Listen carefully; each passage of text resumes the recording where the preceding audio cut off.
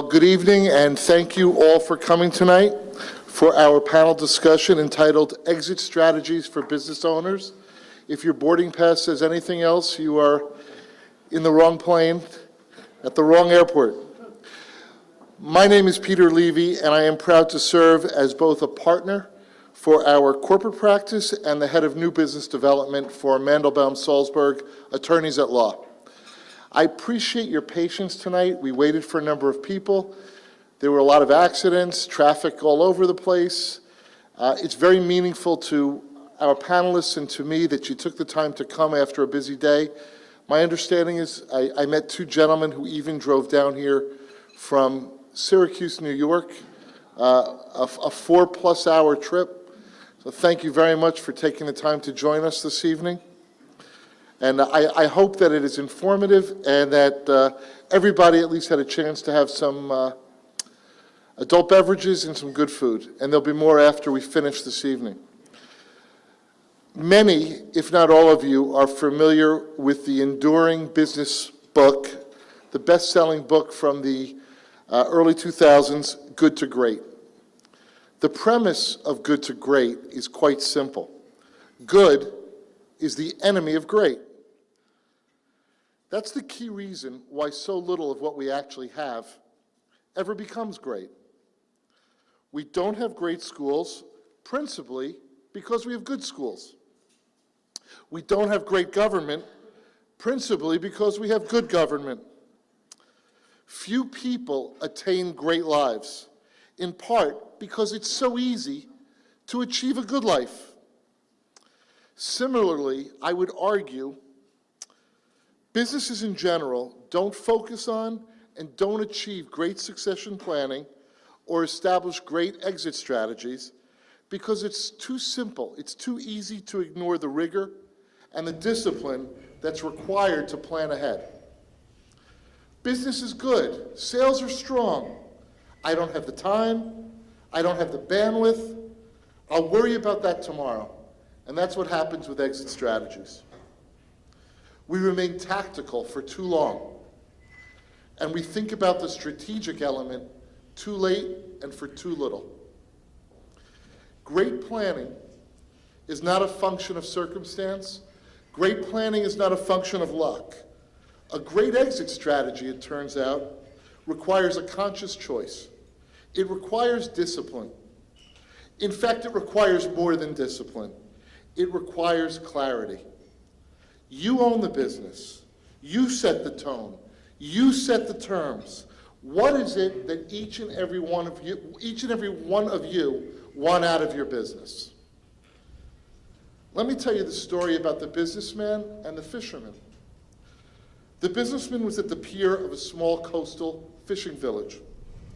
He noticed there was a small boat, and inside that small boat were some beautiful yellowfin tuna. He said to the fisherman, "These are great fish. How long did it take you to catch these fish?" And the fisherman said, "Not very long." The business executive was shocked. Why didn't the fisherman stay out longer? Why didn't he catch more yellowfin? What did the fisherman do with all of his extra time? "It's simple," said the fisherman. "I sleep late, I fish a little, I play with my children, I take a siesta with my beautiful wife, and later on, I stroll down to the village where I sip some wine and play guitar with my friends." The businessman scoffed. "I have a Wharton MBA," he said. "Let me explain that you should spend more time fishing, and with the proceeds, you should buy a bigger boat. In fact, you should buy several boats. In fact, you should buy a fleet of boats. No more middlemen. You could sell directly to the processing plant, have your own cannery. You can control the product. You can control the processing. You can control the distribution. In fact, then you can move to LA or New York and expand your empire." "And then what?" said the fisherman. "That's the best part," said the businessman. "You announce an IPO, you sell your company stock for millions and millions, and then you retire. Perhaps move to a small coastal fishing village where you can sleep late, fish a little, play with your grandchildren, take a siesta with your wife, and stroll in the evenings to the village to sip wine and play guitar with your friends." You have to plan ahead. You have to know what it is that you want. You have to apply some discipline to the process, and you have to get what you want and not let the circumstances dictate when you exit. If you have a planned, comprehensive exit strategy, you can build your own path to the future. And that's what these gentlemen are here to tell you about tonight. The best way and the lessons learned and how they can help protect you in planning your own exit strategy for the future. Let me give you the background of our esteemed panel here tonight, and then we'll begin the presentation. To my immediate left is Mr. Jim Barry. Jim is the former owner and founder of Cross Country Installations. The company was founded in 1997 locally and expanded nationally in 2001. The company provides installations for janitorial products, hand soap, towel tissues, commercial laundry, and they have worked with large chains such as Starbucks, Burger King, McDonald's, all sorts of grocery stores, etc. The company works mostly for manufacturers and distributors. Jim sold the company 1 year ago, May of 2016, to a private equity firm located in Hackensack, New Jersey. They own similar companies with retail maintenance services. It was a good fit. Currently, Jim is a consultant for the company. To Jim's left is Mr. Stephen Goldberg. Stephen is the managing partner of Sun Merger and Acquisitions and Sun Business Valuations. He brings over 30 years of M&A experience to the helm of Sun Mergers and Acquisitions. Sun Mergers and Acquisitions specializes in sell-side advisory services, having assisted more than 200 entrepreneurial mid-market companies handling the sale of their companies. Sun's other division, Sun Business Valuations, provides business valuation services for a variety of purposes. To Stephen's left is Mr. Todd Sawyer. Todd is the former owner of Eastern Contractor Services. The company was started by Todd's father in 1974 with 1 truck and 1 employee. In 2011, Todd purchased all of his father's interest in the company and merged 7 companies into 1 company, Eastern Contractor Services. Eastern Contractor Services provides contractors, builders, and homeowners with professional, customer service-oriented installation of fiberglass insulation, cellulose insulation, open and closed cell spray foam, basement foundation waterproofing, seamless gutters, garage doors, and fire stop materials. Eastern was sold to a publicly traded company in August of 2015. Todd currently is the owner of Park Union Lumber, which after 150 years in business was pulled from the brink of closing by Todd when he bought it in 2014. He is currently consulting with insulation and construction companies across the United States and Europe, and is also building luxury beachfront homes. At the very end of the panel, last but not least, is Mr. Bill Barrett. Bill Barrett is the co-CEO of Mandelbaum Salzburg, and he is the chair of our firm's business law and professional practice transitions group. Bill has nearly 20 years of experience representing various businesses and specializes in mergers and acquisitions, startups, commercial finance, and real estate transactions. Bill often serves as the outside general corporate counsel to his clients, and he advises them on issues concerning contracts, employment law compliance, executive compensation programs and agreements, as well as business succession and related tax planning.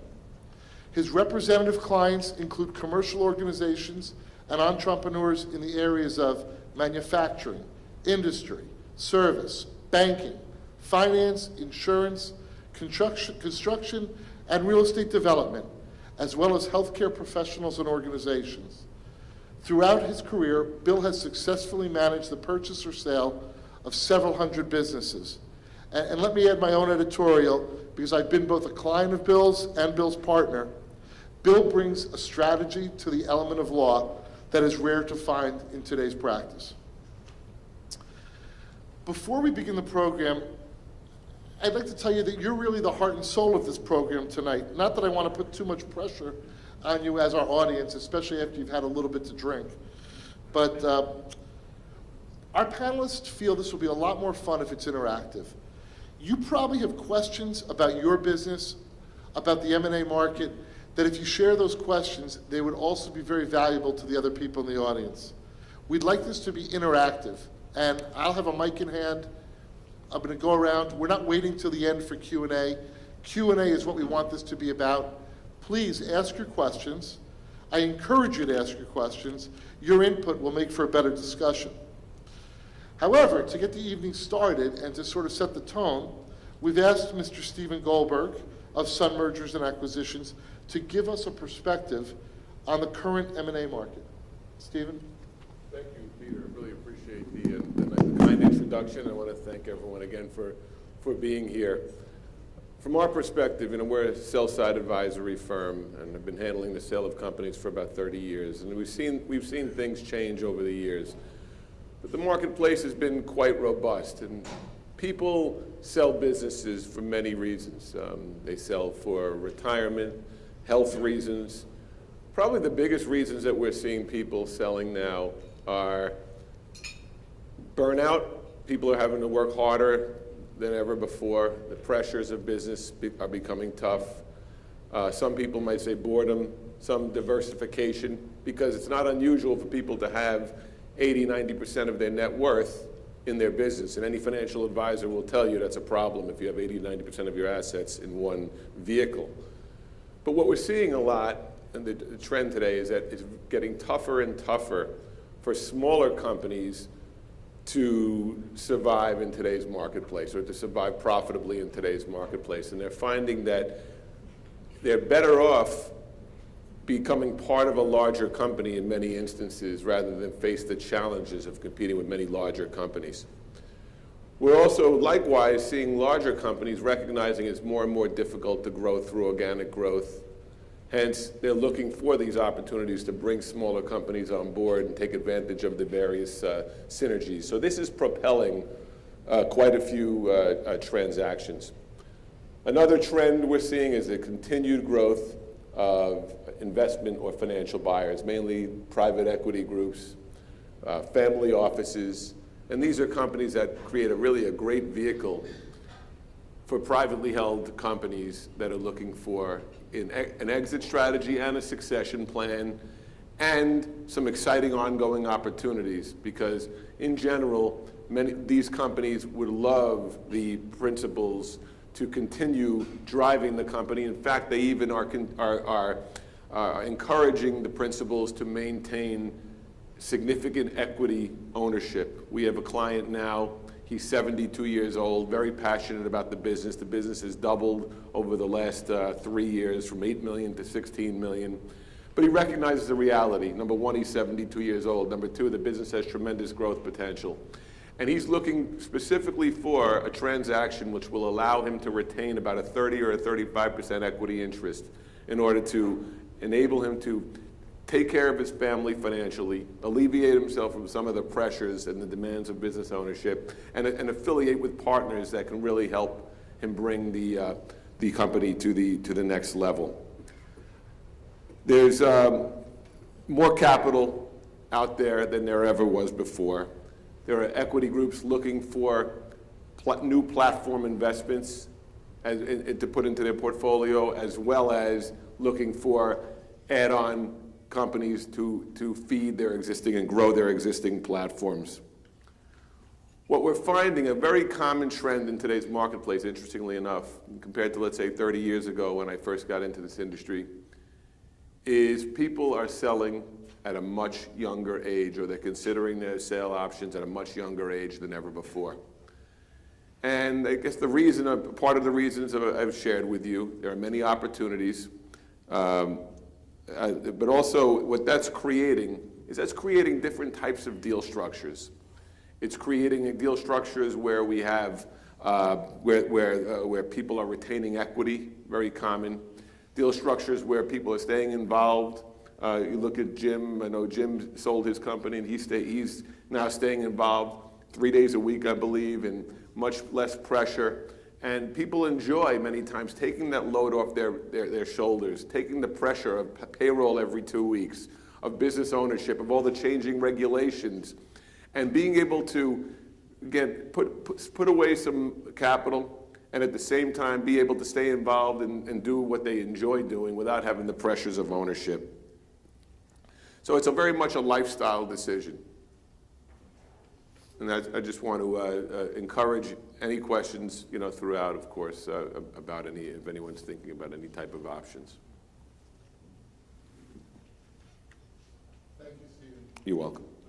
So, ladies and gentlemen, we have our panelists with a lot of information, and would anyone like to get the ball rolling? Are there any questions to kick off our evening? Anybody would like to start?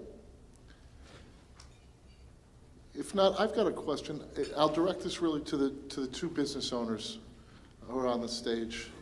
There are two very well-known experts who gave two very different perspectives on how they see how you should position and posture your business for future sale.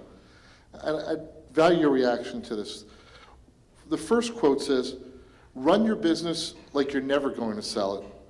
Only then can you make effective decisions that build off one another to form a solid platform of profitable growth and efficient operations." The second perspective says, "Run your business like you're going to sell it tomorrow." This equates to ensuring your business is always attractive to the outsider and makes the magic that keeps the right people interested. Jim, Todd, you have a reaction to those? I think that when we all start our business, the last thing that we think about is selling it, right? So we're going to run it the best we can run it to make it profitable, to make sure that we can have growth and the income that we're looking for.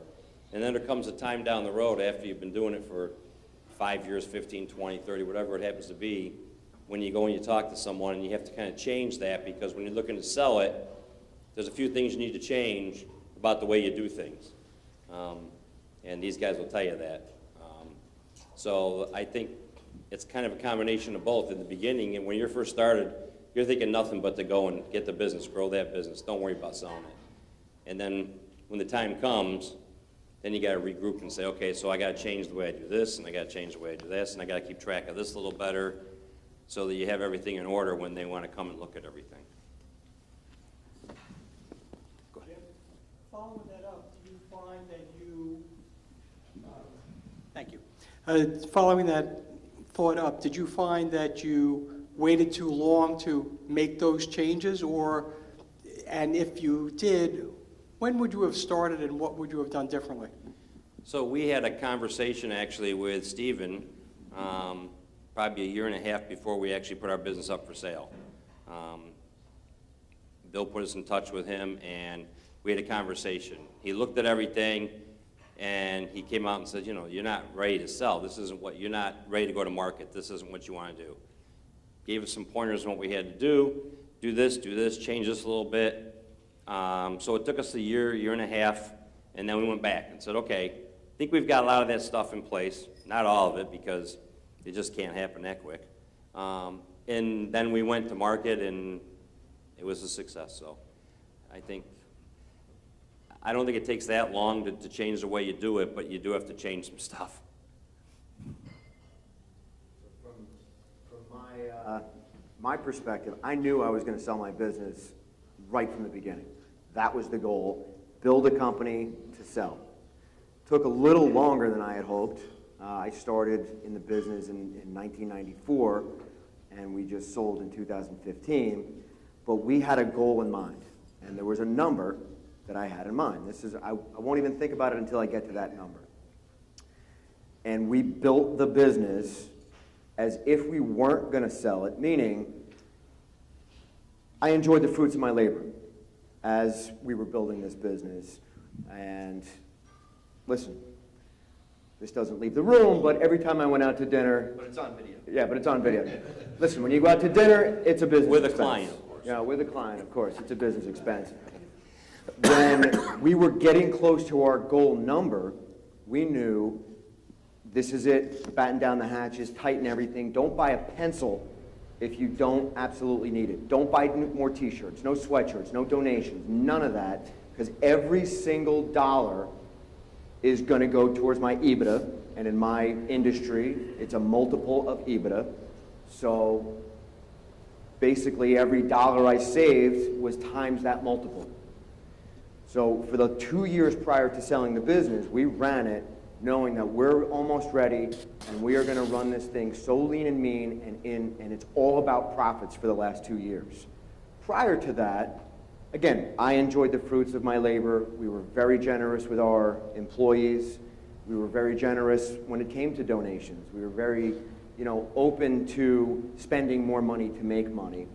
But when we got to that point that we knew that this is going to equal the number that we've been shooting for, every bit of spending stopped. So they're both right. You run it like you're never going to sell it up until the point when you realize you want to sell it. And the key to that is have a plan. Don't wake up on Tuesday and say, I'm done with this nightmare, I want to sell my business tomorrow. Have a 2-year plan, a 5-year plan, a 10-year plan, and know what your goal is. Set your goals and then work towards those goals. I have a question over there. Let me just bring you the mic.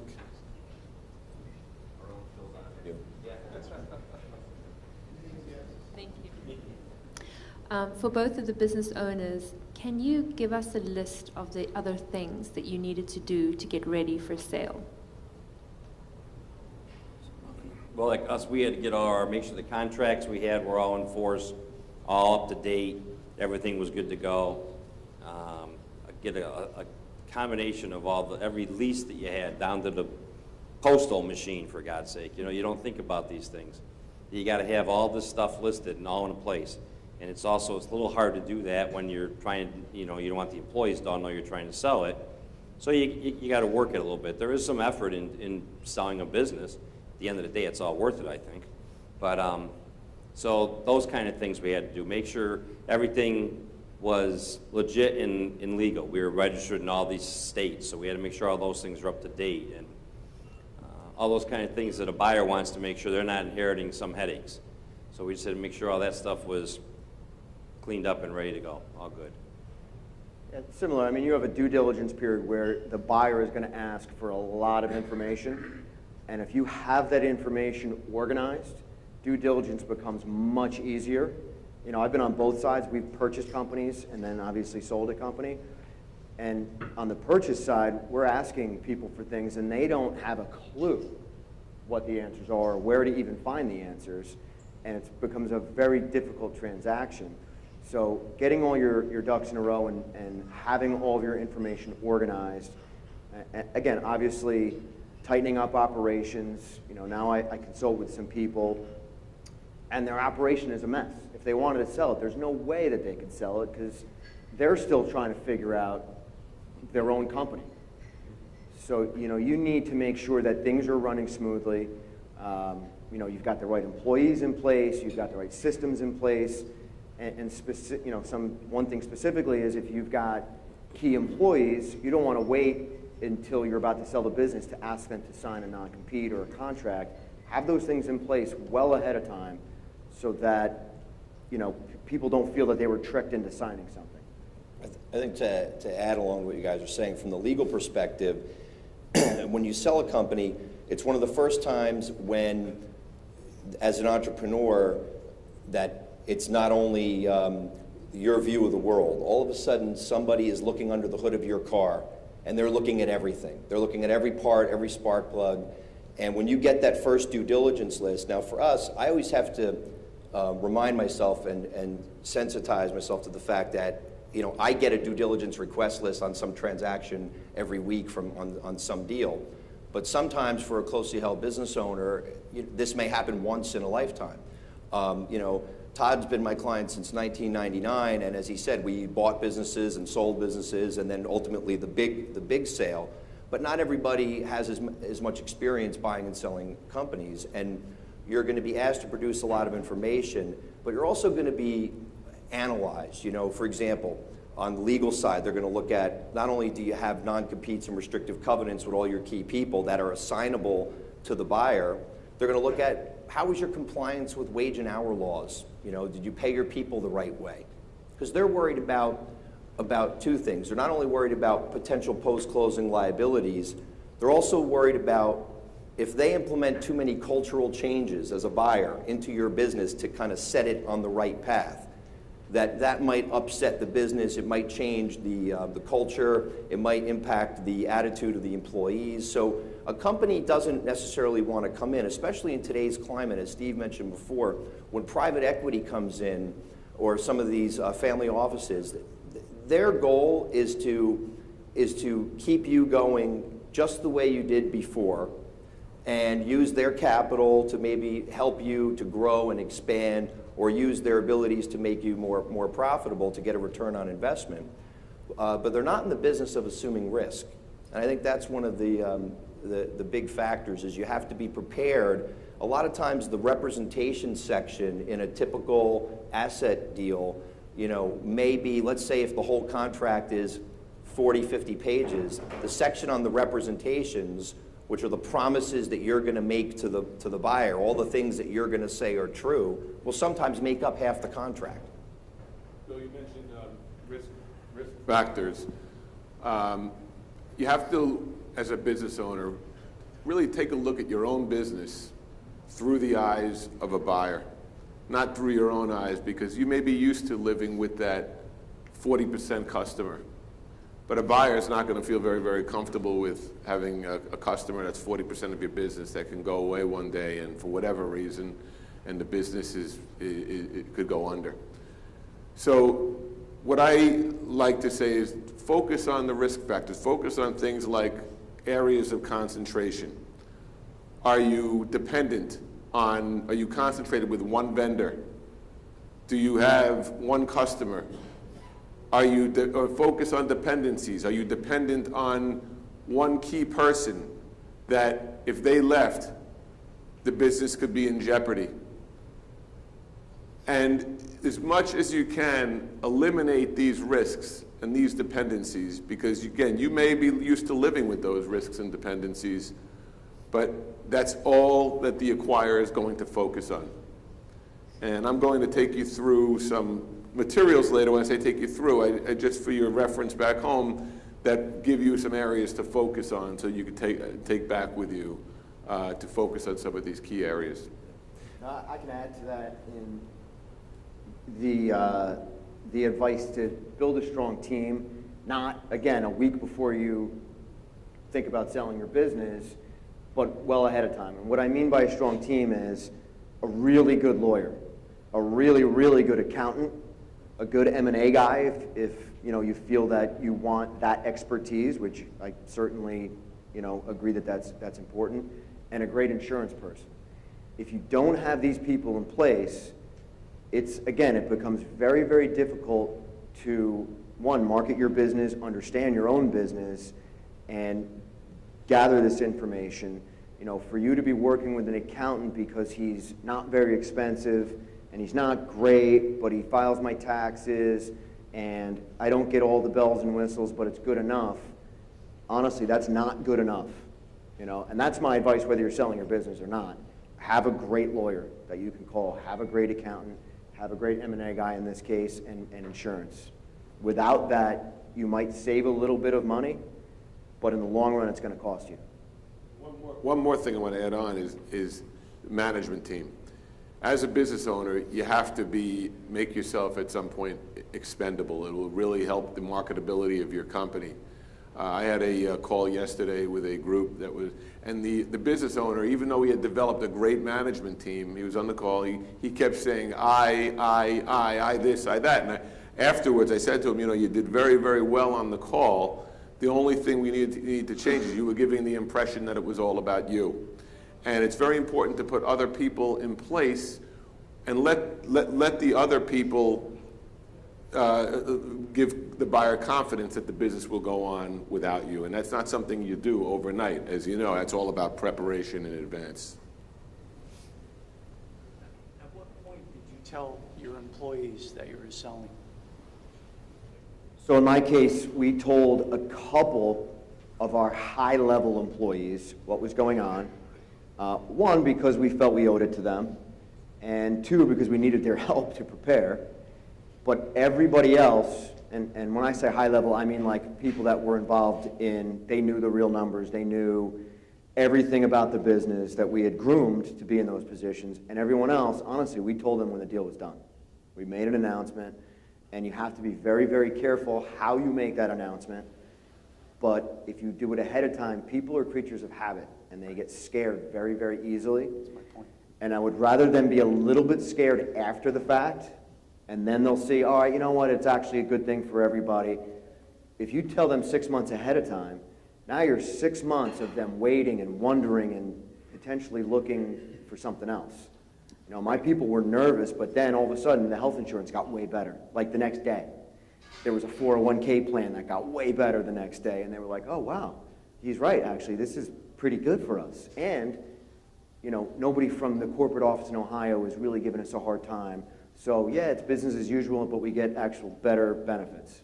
Did you incent them to stay on to the end, or what did you do to keep up the morale After the sale? during During? Yeah. Well, again, they didn't know. Most of the people didn't know that we were selling. the team that you brought on? The, Your key my key team. people, oh yeah, we negotiated also on their behalf. So we had a few key people, and again, my guy, one of the guys, my main guy, I knew that I wasn't going to stay when I sold the business. So 10 years ago, I found this guy, he was a young kid, and I groomed him for 10 years to act like I act, think like I think, do numbers like I do numbers. And he was very well compensated with me as his boss, and he's compensated even better now. And part of my deal with him was, listen, we're going to negotiate on your behalf as well, because without you, they're screwed, and we're going to let them know that. So we negotiate on his behalf and a couple of other people's behalf as well, where, you know, we set up some employment contracts ahead of time for people to put them at ease, and we negotiated salaries and benefits and changed some profit sharing to straight salaries, because a corporate office can skew your branch profits. And in Todd's case, what we did probably, 3 years before, 2 or 3 years before, we put in a phantom stock concept for a couple of these key people to say, hey, look, someday if I sell the company, even though you're not an owner, I'm going to give you a piece of the sale. So then they actually had a vested interest in the deal happening. So when it came time to notify a couple of those key people, it was right away they're thinking, hey, if this deal happens, not only am I going to have a job still, I'm going to get a piece of this. So, and they did. They got significant money. It wasn't just like, 10 or 20 grand. It was in the hundreds of thousands of dollars. So, I think it's important that these people had a very vested interest. Yeah, but it was worth it for me to share some of that sale, some of that money with these key people. Again, you can't share it with everybody, but these people were so important. I'm like, you know what? I will absolutely feel great about seeing you get this money when we sell it. But you got to stay on, and you got to, because I need you here, because I don't want to be here anymore. And eventually your buyer is going to interview your key people before a transaction is consummated. And the best scenario is an enthusiastic, pumped up key person that's getting interviewed by this potential buyer, whether it's a publicly traded company, private equity, or a friendly competitor, whoever it is. When they walk away from that face-to-face meeting with your key employee and feel the positive energy, right away they're getting more comfort.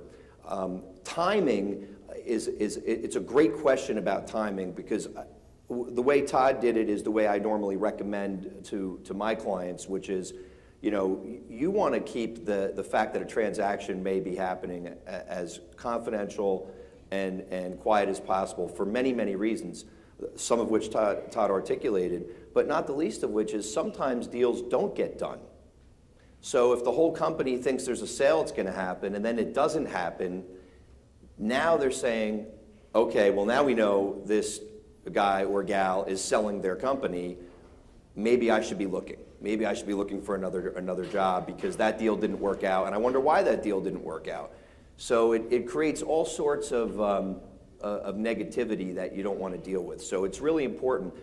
We're lucky today. Due diligence today is all done virtually for the most part. I mean, we'll go to a client's office sometimes under the guise of just a regular meeting or after hours to kind of go through things when we need to. But today things are scanned in and they're uploaded into virtual data rooms. And the buyers, in the old days, it was you had a war room, and it was usually at a law firm or at an office, and literally there'd be boxes of all the documents in the room, and somebody would go through and read the documents and take notes and make copies.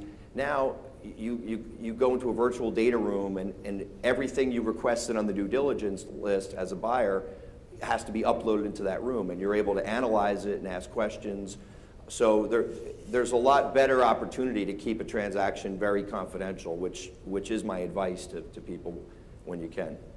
An alternative, an alternative to that, or there are many smaller transactions where we've been involved where no one knew about the transaction, literally no one knew about the transaction until the day after the transaction.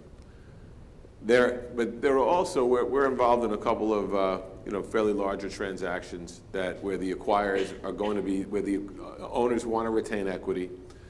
The owners are very, very proud of their management team. They feel great about their management team. And in fact, they encouraged us right from the get-go to interview 5 or 6 key members of their management team so we could really get an understanding and a perspective that they alone could not share. And it was very powerful when we were able to go to the acquirer and with the confidence to let him know that the owner is still going to look to retain equity and is looking for an investment to help continue to grow the company. The management team is very much on board with this. They know what is happening. So while Bill is absolutely right, with most smaller businesses, we do recommend keep it confidential. There are certain situations where it could be very beneficial to bring in the key members early. We've had competitors that have called upon us, and one thing that we don't want to share, and we've not even gotten into any negotiations at this point, we don't want to share our customer list. So how do you, obviously you got to open that up in due diligence, but how do you protect yourself in a scenario like that? So it's a great question. In fact, Peter and I were talking about this a couple of days ago, which is the timing of due diligence. You know, my approach is, especially at the stage of the letter of intent, wherever possible, I like to kind of set benchmarks for due diligence in terms of what I'm going to disclose and when. And when it comes to customer lists, that's one of the last things I'll allow to be disclosed. And you know what? It doesn't get in the way of a buyer's analysis because you'll give it to them by customer number. Customer number 1, 2, 3, 4, 5, with the amount of sales and everything. They can get all the data and information they need. They don't have to know who the customers are. On some larger deals, I also like to give employee by employee number or maybe just employee title with the salaries and how many years they've been with the company and all the necessary data. Again, they can conduct all their due diligence, but not necessarily know who your employees are. What I like to see personally before we really let them completely dissect us, if they've got all the financials and they know the customers by number, but they've got all the data and the numbers, and they know the employees, and they know the salaries, and they've seen your benefit plans, and they've ripped through your intellectual property and see whether you trademarked everything, and they've basically dissected and gone through everything. Let's get a draft of the document that we're ultimately going to be asked to enter into and go through a round or two of the negotiations, because you can tell very quickly in a transaction, at least from my perspective, having been doing it for a long time, it's almost like a sixth sense on how this is going to go. You know right away, and I don't mind using Todd as an example. Todd's buyer wanted his company. They were one of the nicer buyers I ever dealt with. The lawyers that called me from Ohio, I felt like I needed to invite them over. Everything I asked for was, I don't see any reason why we couldn't do that, Bill. I don't see any reason why we couldn't make that change. They were almost hospitable. Now that's not normal, as you might imagine, for a lot of lawyers, right? That's a great way to be, to get a deal done. And I could tell after the first couple of drafts, we could give them anything that we wanted to give them because these guys were serious and they were not making the contract phase difficult, and this deal had every likelihood of moving forward. So I like to get through a couple of rounds to see where those contracts are going before I give away the most vital information. To that point, know your buyer. Know who your in this dealing with, or in this negotiation with, or even having a conversation with, do a little bit of research. You know, whether it's online or talking to other people in the industry. Are they known as difficult people, or are they just, you know, brutal? Are they thieves? What are they? And decide who you want to do business with. And at the same time, know yourself. Are you a little difficult to deal with? Are you holding everything very close to your, you know, close to your chest? Do you have real issues giving information away? And make that decision. Listen, if I want to do this, I realize that someone asks me, you know, how much do I sell a year, and I tell them it's none of their damn business. Well, that's not going to work in a transaction. So you know yourself and know your potential purchaser. One of the first things we do, and it's not ultra scientific, but it gives you a little something, is run a Dun & Bradstreet report. Gives you a little, you know, you could tell what kind of liens are out there in this company, how fast do they pay their bills, how many employees do they have. You know, you can verify the things they've told you when they've taken you out to dinner to talk about doing a deal. You can verify some of that information in advance as well to get a better feel of who you're dealing with. I actually have a mutual transaction with Howard Bielski right now that we're working on, and our client was, right out of the gate, was given a list of all these types of sensitive information that they wanted, and the client was ready to give it, but he stepped back for a second and he reached out and said, you know, I said, no, time out, wait a minute, your customers are not known customers. See, because there's also a difference, right? If I'm in a business, there are some businesses where everyone knows who the customers are. You know, if I sell a retail product that's on the shelves at Home Depot and Lowe's and other types of box stores, and maybe it's in pharmacies and drugstores, and that's my type of product that I sell in a retail setting, everyone knows who we're trying to sell it to. So all my competitors are attacking the same exact client base. So the customer list isn't that big a deal. But in a smaller business where people won't know who your customers are, obviously it's highly sensitive.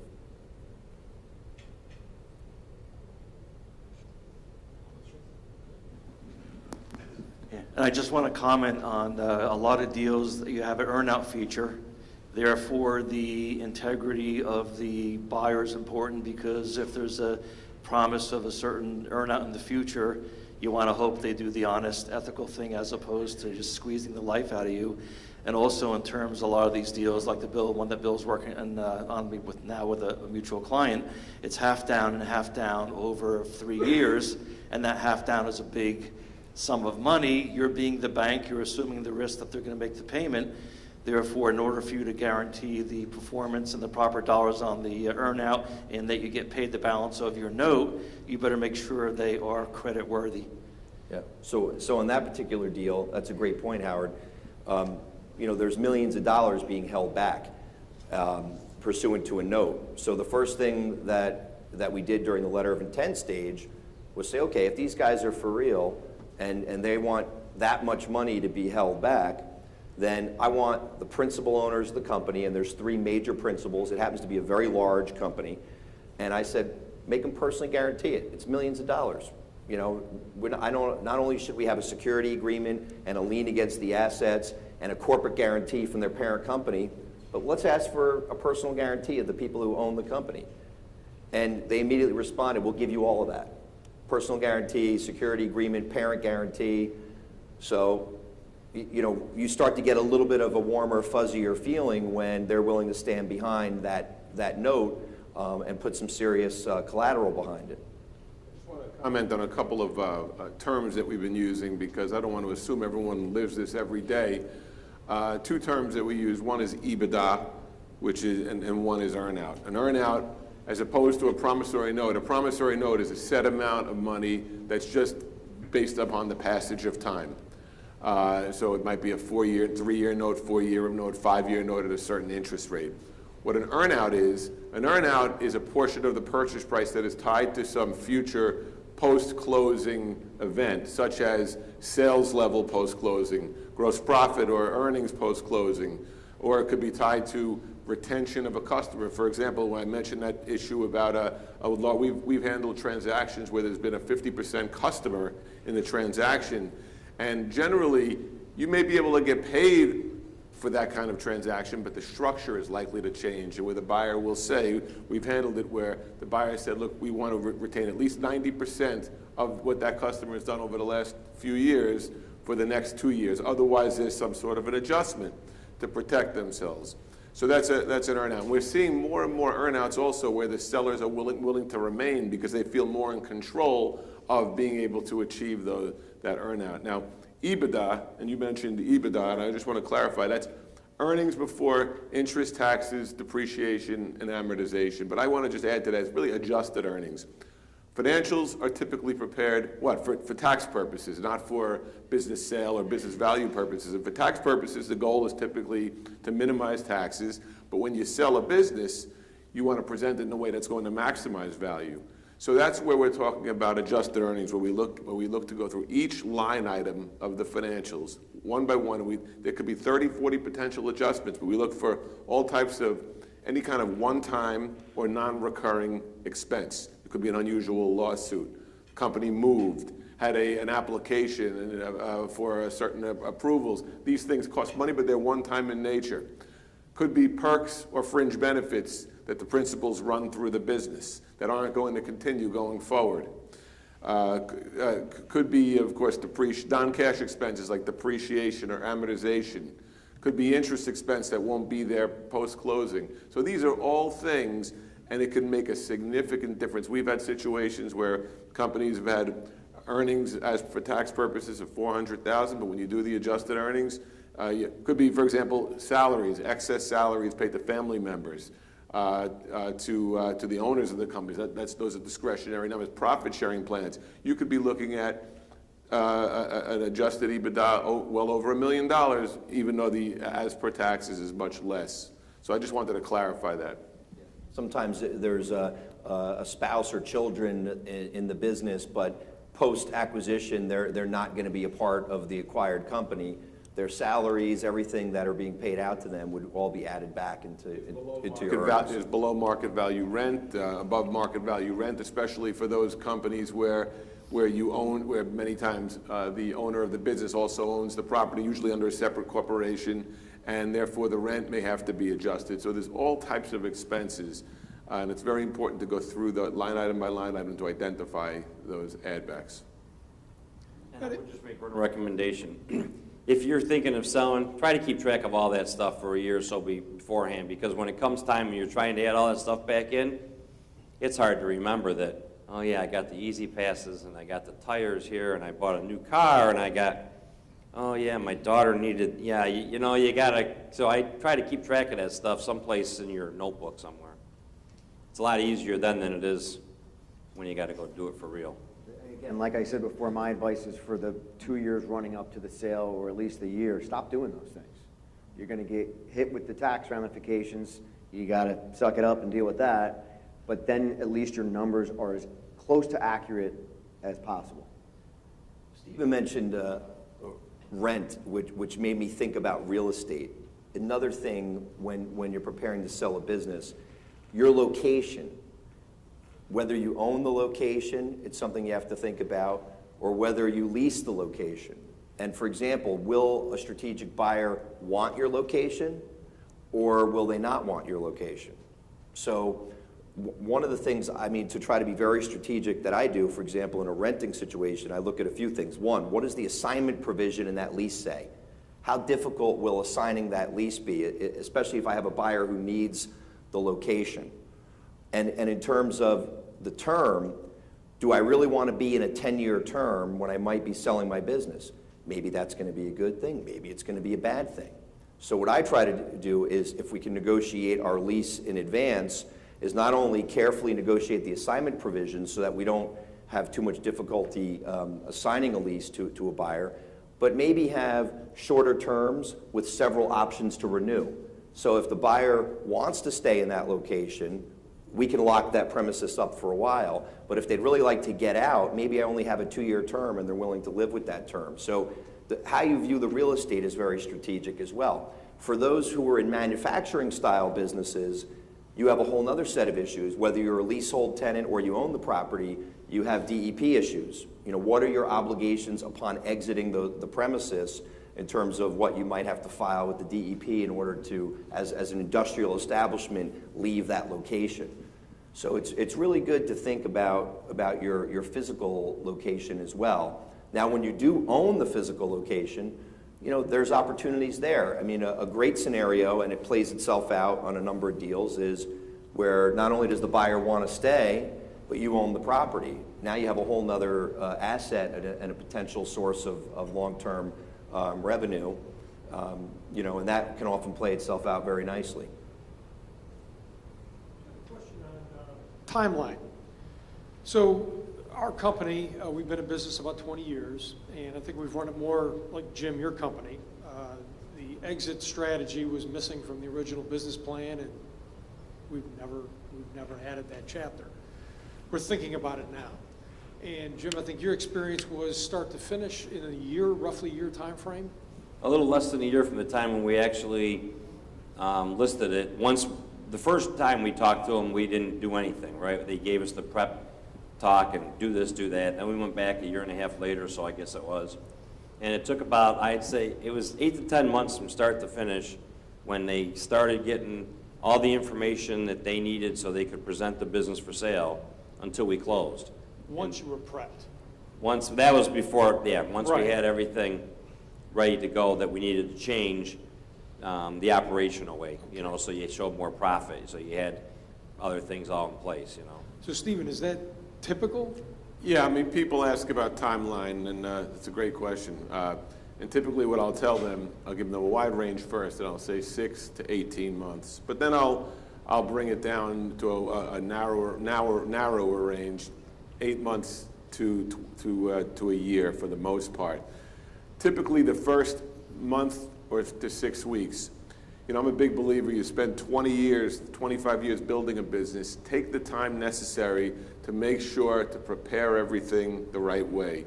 Prepare, you know, when you're selling a business, it's not like selling a piece of property where you see the 4 walls, you know what other property is sold for. So much of the value of a business is the intangibles of that business. You want to be able to properly present what the competitive advantages of the business, the growth opportunities of the business, the management, the infrastructure that you put in place. So it's just not all about the cold, hard financials, but you're really showing people the, you know, what else you have there as far as value. Properly going through all the financials and digging through each number like we did, Jim, and going through each financial to make sure we recast those earnings.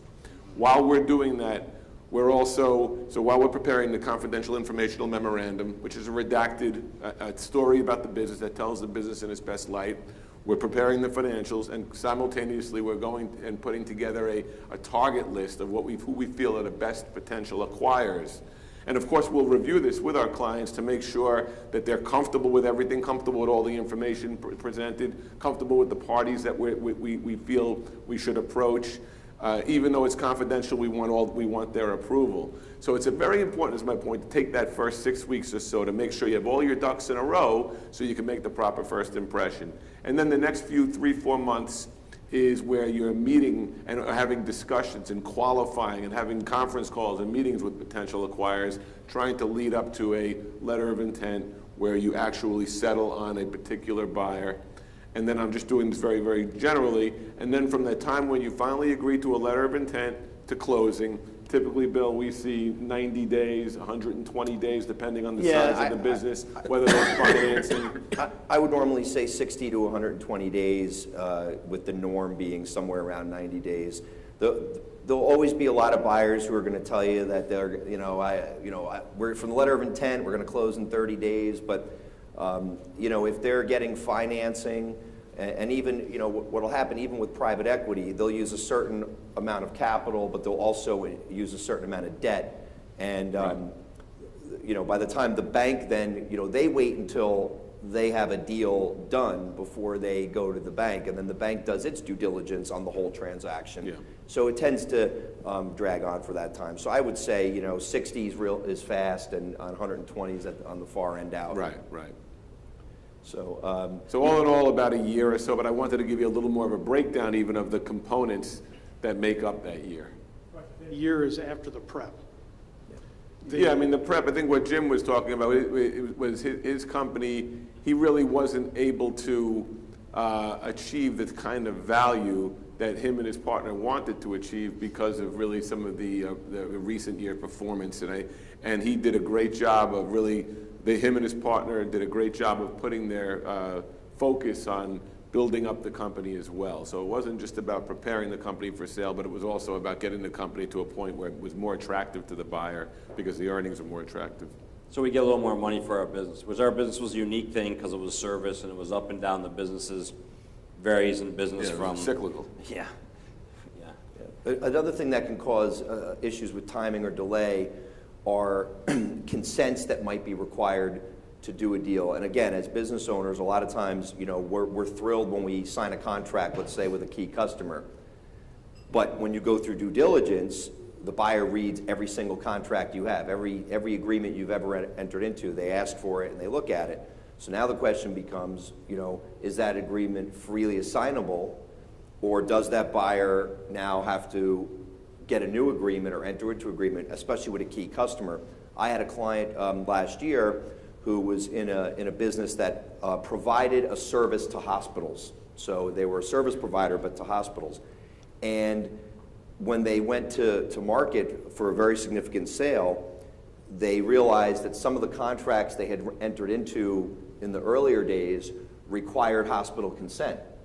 Now, if X millions of dollars of revenue is coming from, let's say, Robert Wood Johnson, well, guess what? Nobody's buying this company until there's a contract that at least says that it's freely assignable. So, or that they get a consent signed that they'll allow the assignment of the contract. So we had a deal done, but then there were these loose ends where the buyer said, okay, we'll close once we have all the consents in hand.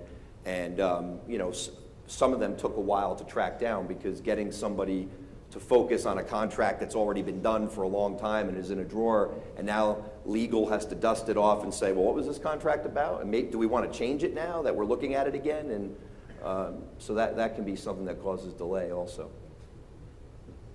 And luck plays a big role because you can have situations where, we have a situation we're working on actually with Bill's firm where we had 2 letters of intent, very solid letters of intent, and the lead buyer who we were going to go with had to back out because they had made a pretty large, $26 million or so acquisition not too long ago, and they thought they were going to be in a better cash position. They recognized they weren't, and they had to kind of back out.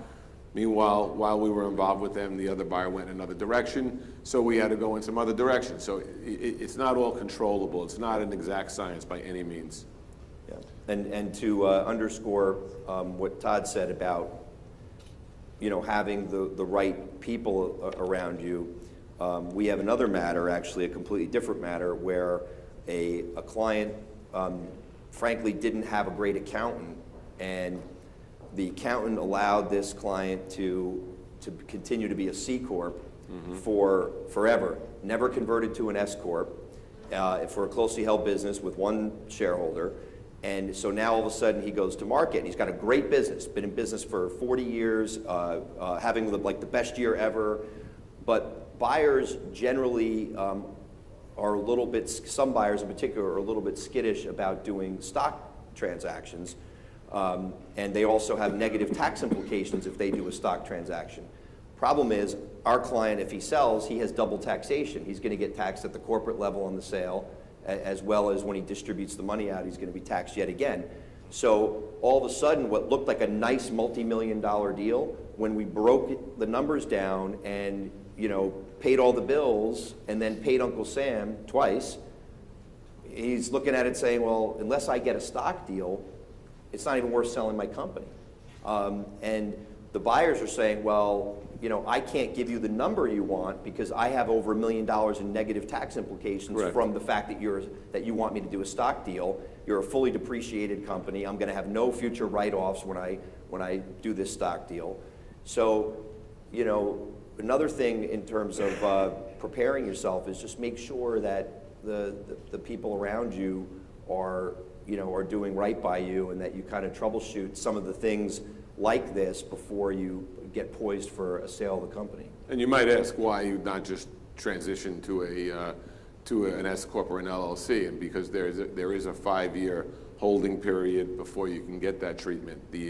And in this case, it's about $1.3 million negative implication for the buyer, but it has to, we make it known up front to the acquirer that this needs to be a stock sale. We'll provide them with the right types of indemnification and things for them to get comfortable, but we need them to understand it needs to be a stock sale, and it could have been avoided with planning. Right. And what makes that particular situation sad is that this was a buyer that put forth a letter of intent with the right number on it, and this could have been a great transaction, and because of a failure to frankly really pay attention on the accounting side, it's now going to cost this client.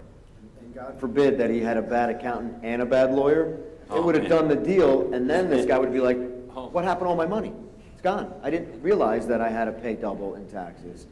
So, understand what the implications are by doing certain kinds of deals, whether it's a stock deal, an asset purchase, and what does that mean from a tax perspective to your buyer and to yourself?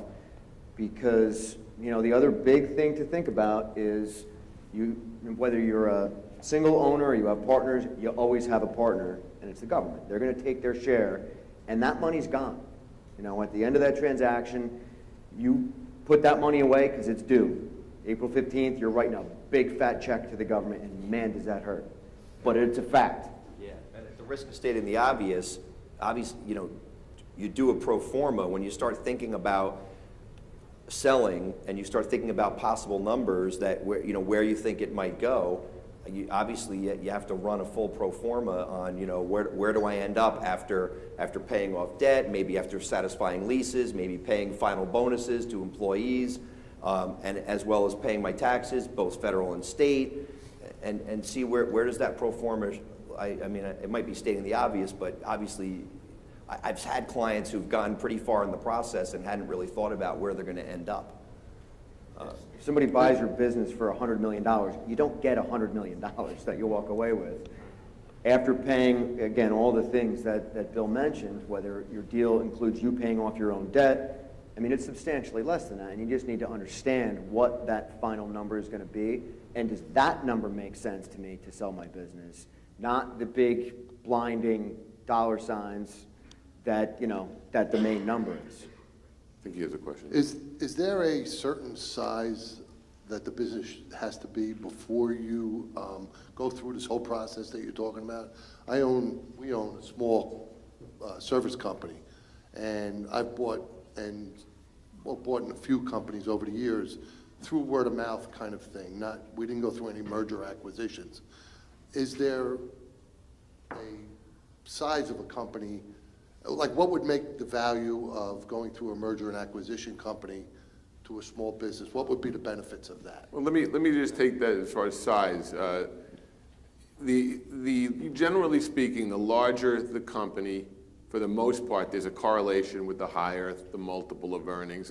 But the reason for that is typically the larger the company, the more there's a management team, the better books and records they have, the less risk, less concentration in certain areas. So even if you're a small company, if you can heed some of these things that we're talking about, it could still be very attractive, a very attractive acquisition. I think he's asking, Yeah. at what point would your services be Okay. important? Is it at... Yeah. You're good. I think it's invaluable to have someone like this, these people on your side, because they know stuff that we can't know as business owners because we've never done it. It's not our job. It's not what we do every day. We go out and do our job. When you go and talk to them and pick their brain, they'll give you knowledge that they know from years of experience, and I'm going to tell you it's invaluable, because before we did this, several years before, somebody came wanted to buy our business. We didn't sell it because we didn't like the guy. But I mean, that's part of the transaction, right? You got to like who's buying your business. It's my baby. You got to like it. You want it to carry on. But I don't know if they have a limit to the size business. If they'll sell something that's $200,000 or $1 million. I don't know the limits. But I think it's worth the conversation from my perspective anyway. And I don't work for these guys or anything. But I have just gone through it a year ago, invaluable lessons you learn by talking to them. Well, I look at it also from the standpoint that I really believe in what I've been doing it for 30 years. I believe in what we do, because what I like about it is, number one, where we align our fee with the goals of the business owner. We only get compensated with our success fee if there's a success, if there's a successful transaction, but also by properly packaging and presenting the company, by presenting the numbers in the right way, by identifying the buyers that will see the most value, by having multiple parties involved so there's multiple options available. The incremental value that we can achieve working together generally dwarfs any kind of fee structure involved. And as Jim said, most of the time we're working with people who this is their only time they're ever going to sell their business, and you don't want to experience a learning curve when you're doing something for the only time in your life and when there's so much money at stake, many times more than 50% of someone's net worth. Yes? So let me just suggest this. This gentleman's question, this gentleman over here, for this, just looking at the time and I know people's time. Bill, maybe I'm thinking we do a few more questions and then we wrap up and the panel can continue to talk to people over coffee and drinks. Is that reasonable? Absolutely. Just okay. So We feel like we just got started, so we can keep we going. can keep going. It's up to the audience, but I just think for time's sake. Can I answer that question, though, from our perspective? Because I think it's important. I've bought or sold companies in the hundreds of millions of dollars, and I've literally sold a $50,000 delicatessen. And I think the answer to that is you don't necessarily bring a bazooka to a turkey shoot sometimes. So from my perspective, which is different from other professionals, you have to have some sense of being practical based on the transaction that comes before you. And that's not to say that you're not going to do outstanding work on any matter, whether it's the $50,000 delicatessen or the couple of $100 million company. But I think that you have to have a sense of being practical when you're handling a transaction as the risk reward, because obviously the risk portfolio on $50,000 is a lot different than $100 million or $10 million. I'm going to interfere with your plan, I'm sorry, because I have 6 questions. First is, Bill, have you ever been to a turkey shoot? No, a pheasant shoot, but not a turkey shoot. Again, and never handled a bazooka? Not that I'm willing to admit in public Okay. on video. There you go. Is it true, as it is in real estate, that growing up in Virginia, people couldn't speak their own minds, so they lived off cliches they heard growing up? And so the bird in the hand and the first buyer is your best buyer. Does that hold somewhat true in this segment of business? Do you Not want for me. well, The first person that wrote us an offer several years before we even were thinking of selling the business, and we didn't sell because it was just not right. So, yeah, we walked away from about the same as we ended up selling it for about 4 years later, 4 years earlier, but it didn't feel right. So, I think you got to put it all out there and see what happens. Sometimes that first pitch fastball is the best pitch you're going to see in the count, but generally speaking, it's important to understand up front what's a strong value versus what's a not so strong value. And if there's any question, the best thing to do is to have multiple options to choose from, because then that validates any question marks that you have. The parties that are talking to one person, when there's one party, the buyer's in control. When there's multiple parties, the seller's in control. And it's important to have multiple parties that you're talking to, because it gives you multiple options, and valuation will vary significantly between one buyer to another. Number 2, it gives you a fallback. If buyer A derails, you have B, C, and D you're talking to. And number 3 is, as the seller, you have more leverage. And so it is important to have multiple options to answer that question as well. You might not have multiple buyers, but you need to know what you're worth, and it has to be substantiated by something. You can't just say, well, I spent like 20 years of my life building this business, so I want $50 million because I worked that hard. It doesn't work that way. You have to be able to prove the value that you're looking for, but if you don't know the value, well, you don't know if you're getting a good deal or a bad deal. So you need to, and again, most sales are done, with a combination of formulas, depending on the industry that you're in. Watch Shark Tank for a couple episodes, and you'll see these guys all look at, what are your earnings? It's a multiple of earnings. We're not going to give you a 30 multiple on your business. And by the way, you don't even have earnings So how are you coming up with a $10 million valuation? So know your own business first. Know what you think you're worth and what you want.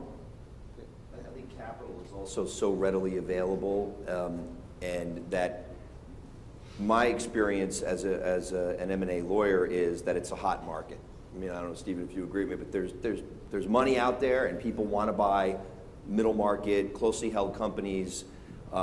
So since there is a market, I think that it's worth having a few different looks to see, who's the most interested, and let people, just like in a real estate deal, maybe you get into a bidding war. Maybe you let people know that there's a few people interested, and all of a sudden the terms start to go up.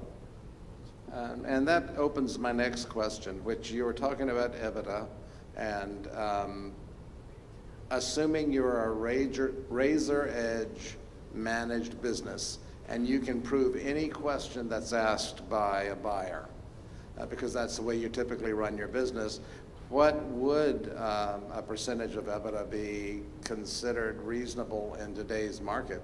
It depends on the industry. They're industry specific, so like tech companies will have a much higher multiple. A construction company has a certain multiple, everything is a little bit different, so you need to understand your industry a little bit, and that might mean getting involved in some industry organizations or associations. So not only do you learn at meetings and gatherings about the industry, and you can ask people, what is the multiple for our industry, but you can also become known in that industry so that you have people that know who you are and potentially want to buy you. I'd say a big factor in terms of multiple is the more predictable and sustainable the revenues are, typically that correlates with a higher multiple. So if you're a company that's very project-based and you're bid-based and you're as good as the next project you're bidding on and it's project-based, it's going to be much different than when you have a company where 95% of your revenue over the last few years is with repeat clients, so there's much more predictability, or recurring revenue, much more predictability. Again, it doesn't have to always be recurring or under contract, but at least it has to be somewhat predictable to add value. But so it very much depends. We are very fortunate in our business. We're 35 years old, and we are running on a 40% increase per year trend. That's phenomenal. And that's at the 3, 4, 5 years. 2008 obviously was an odd year, but that I think would help. But another question would be, you talked about location and having a buyer potentially want to relocate for their convenience. In our industry, we have licensed and certified by the state of New Jersey people that I know that if they come in and they plan to relocate, that would be the worst thing they could do, because if they go to the wrong spot, they're going to lose key individuals. Is that the concern of a seller, or do you just present it and then? I would present that information, but if they have any wherewithal, they're going to know that ahead of time. And then last but not least, what would be the expectation of a team that's been running the business to stay behind? The expectation of your team is, they certainly can't take a pay cut. They shouldn't have benefits cut. If, worst case scenario, everything stays the same. So top management would usually get some kind of a bonus or some kind of a buy-in to continue running the business or to train the new buyer. You could, not necessarily though. Again, if someone is that important to you and you want to take care of them, that's a wonderful thing.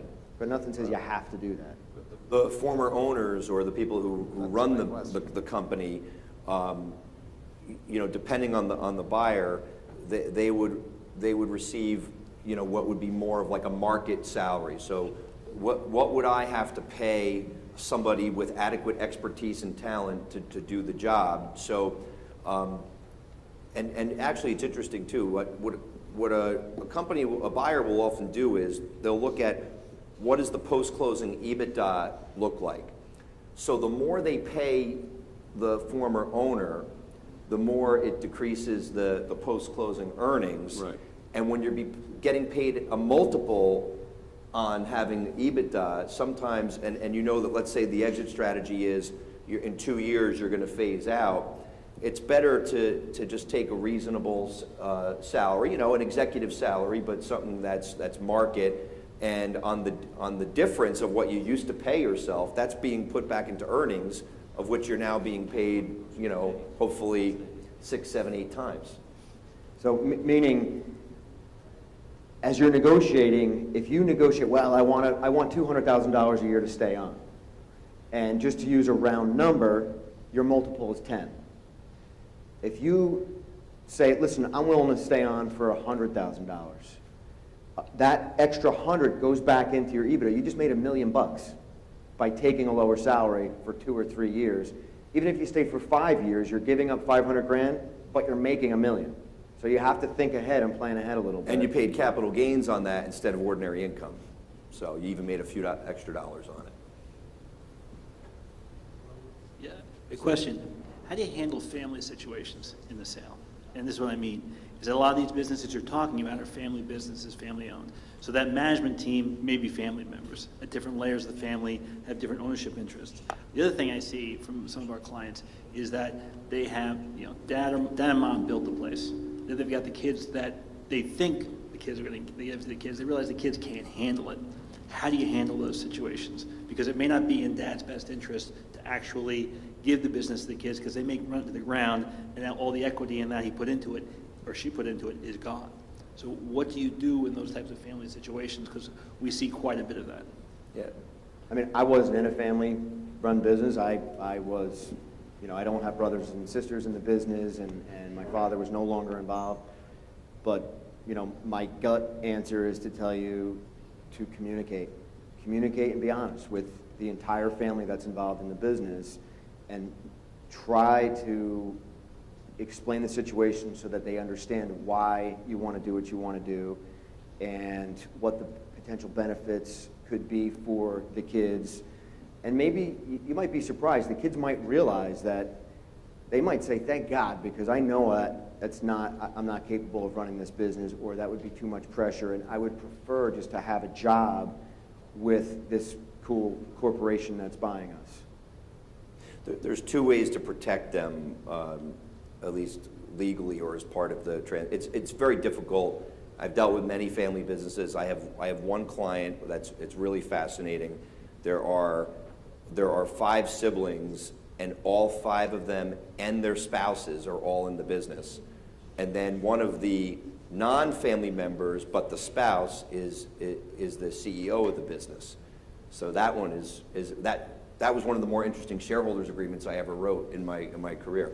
But I think that the way you protect them is if they want to continue to work for the company, you have to negotiate a long-term employment agreement for them to give them the opportunity to stay around. And then it's kind of on them at that point whether they're going to impress the new owners of the company enough to be there longer term or forever, or to advance. But we had a deal recently where, you know, the dad wasn't sure whether his son could be, he knew he had to do the transaction and he wasn't sure where his son would end up, but he made a 5-year deal. He basically said, look, you got to employ my son for at least 5 years, and you basically can't fire him unless he steals or you know, doesn't show up. And that was the way we handled it. In other cases, it's just explaining that, you know what, this is a big opportunity, and, you know, whether you get money now or later, I'm going to be leaving you part of this money anyway. So I think it's in your best interest that as a family we take the opportunity to maximize the value of this asset now, you know, for everybody's benefit in the future. There's also hybrid structures, though, where there are transactions available where certain equity can be retained. And the acquirers like that there's a vested interest from key family members have been part of the management team for a number of years.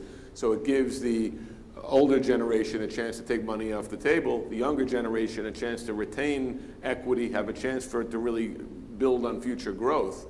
But then there are other situations. If you remember, I started off by talking about some of the trends, and we're seeing, we had for example, one of our clients was a janitorial supplies company.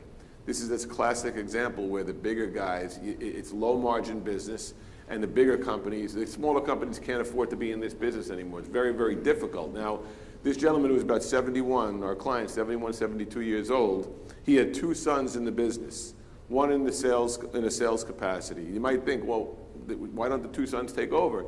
He didn't want the 2 sons to have to deal with the challenges that he was dealing with. He recognized that there was actually more of an opportunity for his kids to be part of a bigger company, and it turned out he was right. This was wasn't a big company, it was about a $7 million company, and especially I say it wasn't big because their margins are somewhat small.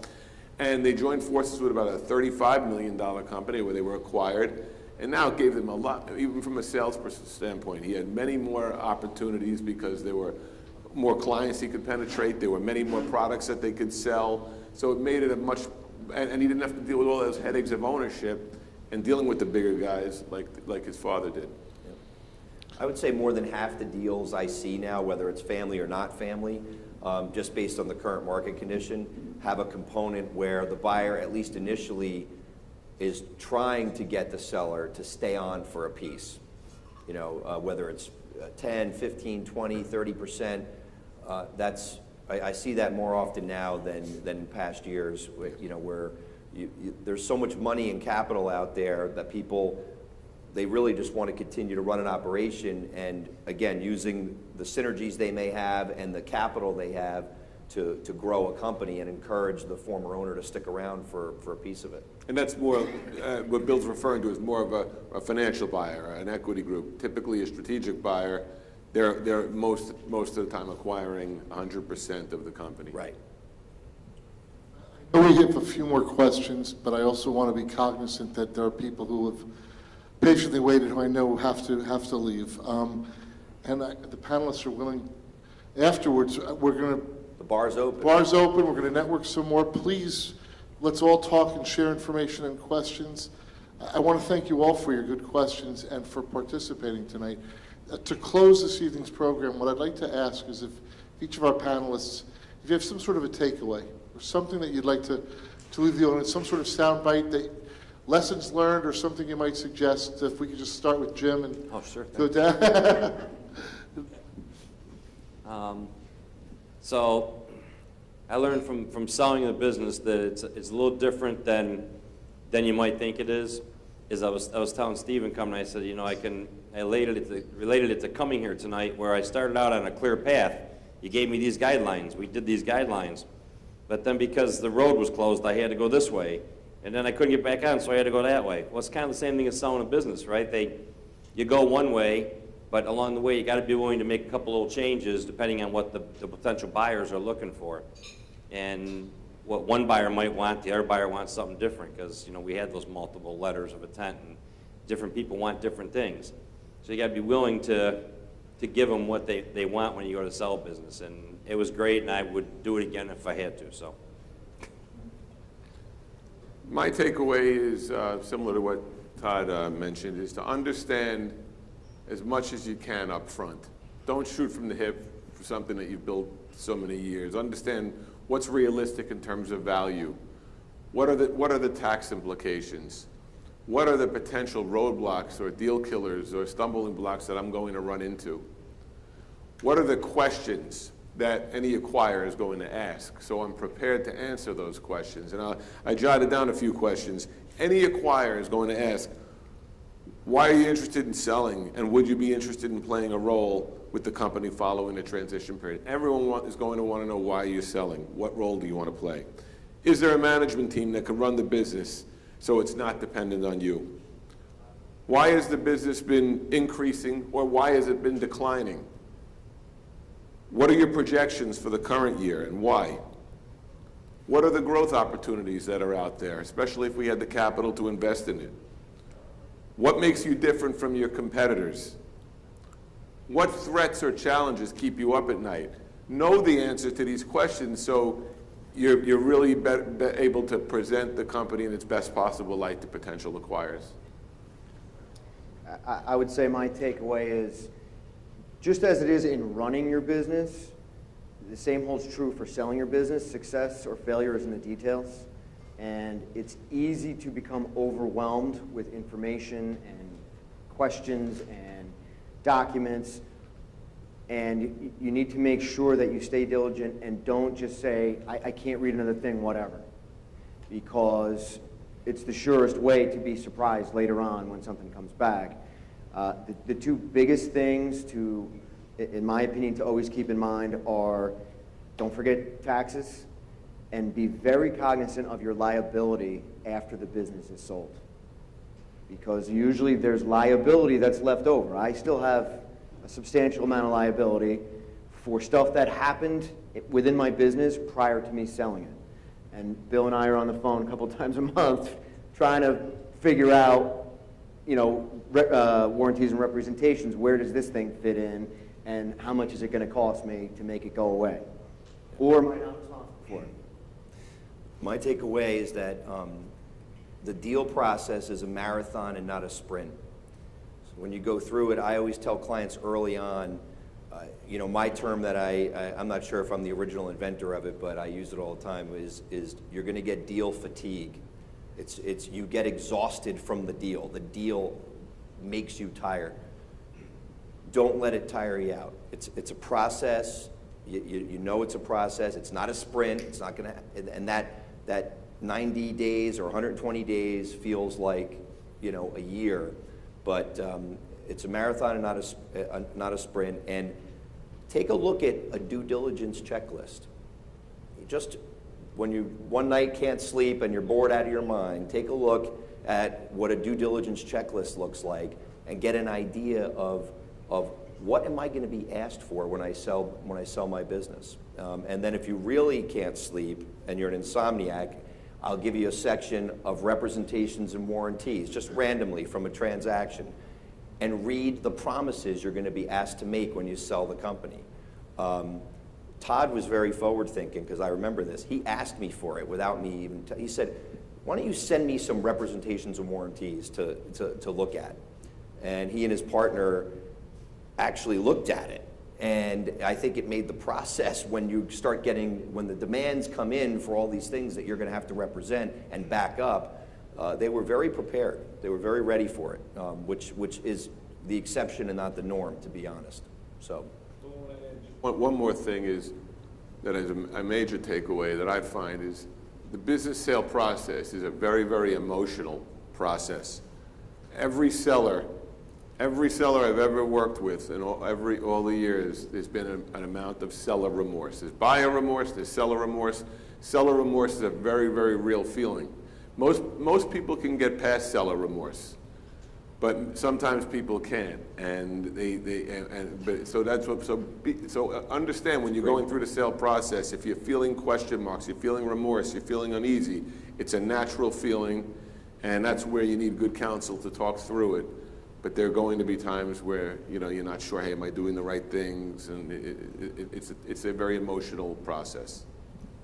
I'll leave with one final thought and something to hopefully make you laugh. It's so much information and it's so much work to get this done. It's literally running a second business. And, you know, the old saying, how do you eat an elephant? One bite at a time. Just do one section at a time. Set aside some time each day to accomplish, I got to get this section together. Tomorrow or tonight I'm going to do this section, this section, this section. And I had another term that we coined for deal fatigue, and it was called, let's see, what was it called? WJFIT. Whatever, just F it. At the end, you're just like, whatever. Just, I don't even want to deal with it anymore. Whatever it is, it is. And you need to stop yourself from thinking that way and realize, like, I can't just say whatever. This is the most important thing, you know, that I'm going to be doing. Well, I want to thank our very, very bright, interactive audience tonight. Really, thank you all. Thanks for your patience given the traffic situation. And thanks to our panelists. Wonderful job, gentlemen. Thank you so much.